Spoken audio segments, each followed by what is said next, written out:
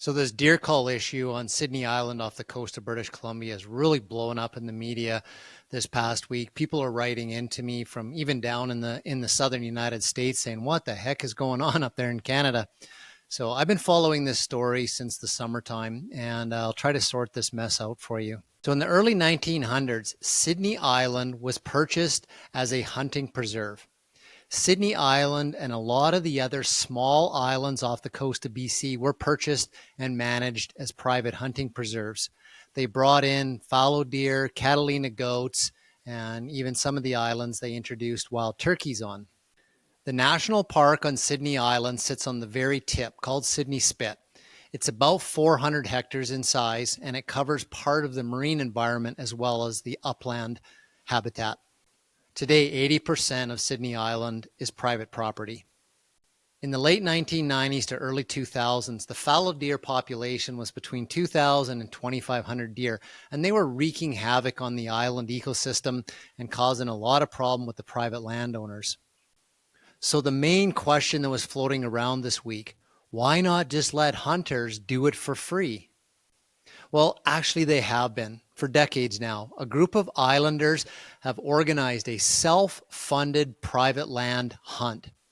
Recently, a study out of the University of British Columbia actually showed that the private land hunt was effective in reducing the deer population and increasing the diversity of the vegetation on the island. So then why is Parks Canada doing a deer cull? Well, Parks Canada says there's still too many deer on the island and it's still wreaking havoc on the vegetation inside the national park. Parks Canada figures there was around 900 deer on the island. Islanders are saying it's more like 200 to 300. So that's part of the problem here, is Parks Canada didn't undertake a scientific study to determine the density and total population of deer on the island before undertaking the cull. The big issue that lit everybody up this week is the media reported that the first phase of the cull that took place in early December cost $834,000 and they only killed 80 some deer.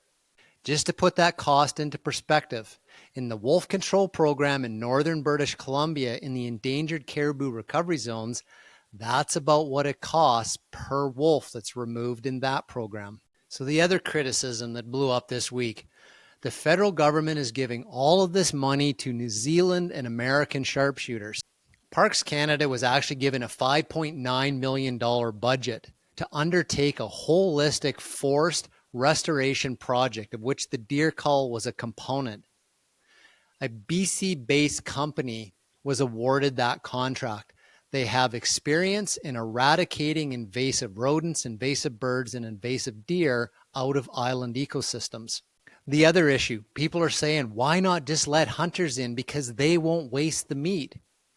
Parks Canada and local First Nations are actually working together. After the cull is over, First Nations people are going in and recovering the deer to use the meat. The big political issue around the deer cull this past week has to do with the fact that the contract sharpshooters were using .223 calibers on an AR-15 platform. So the federal government is being accused of being hypocritical here.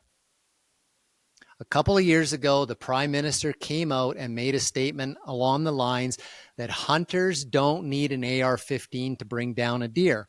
And that kicked off the gun control bill that put the AR-15 on a prohibited weapons list in Canada. Canadians cannot own or use AR-15s anymore. So the thing to keep in mind here is this is a management cull, and it's not the same as hunting. In a management cull, contractors are going to get special permits for things like semi-automatic rifles and to be able to shoot out of helicopters, because a mass cull is not about fair chase. It's not about following the general hunting regulations that you and I have to follow. It's about fast, humane killing of animals en masse. Keep in mind, this is exactly what's licensed in the wolf cull in northern BC.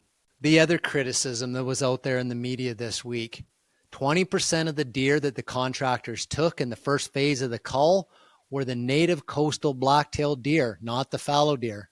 So people are accusing the contractors of screwing up. This isn't actually a screw up. It was part of Parks Canada's proposal that the public had the opportunity to comment on back in the summertime.